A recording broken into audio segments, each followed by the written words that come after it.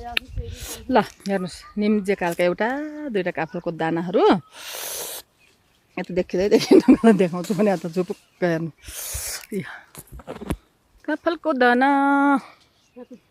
हेर्नु काफले यस्तो भेटाइन्छ भेटाउँछु कत्रा देखेर छैन त ताका जाउ काफले पाइराख्नु मिठा छ नि एउटा छन् क्या पातला पातला अब त निस्किने बेला भइगयो त कति माथि रुखमा छौँ हामी भन्ने कुरो अब मोबाइल समाइदिने मान्छे कोही छैन त्यही भएर म बुटेबाट काफल खान्छु है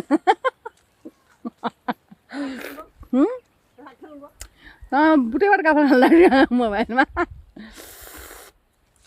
हाय ओहो बढिया मिठो छ है बढिया मिठो हेर्नुहोस् गाइजहरू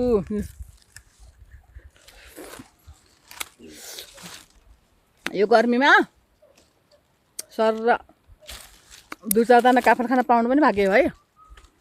सहर खोज्दै गएकाहरूले आजभोलि त खुब पछुतो भयो होला नि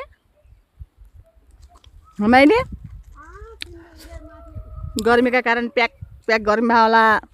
खाए त्यही किनेको जुसहरू नखाऊ त्यही हामी त ओरिजिनल या हेर्नुहोस् गाइजहरू हेर्नुहोस्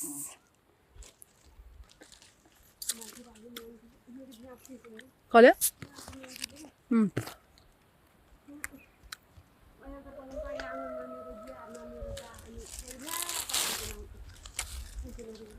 राजनी आन्टी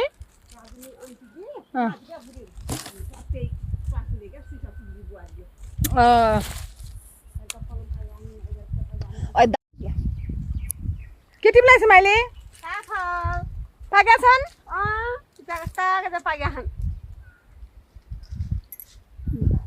फाइनली हामी लास्ट काफलमा हिसाब झार्यो होला हावाले अलि कहीँ कतै छन्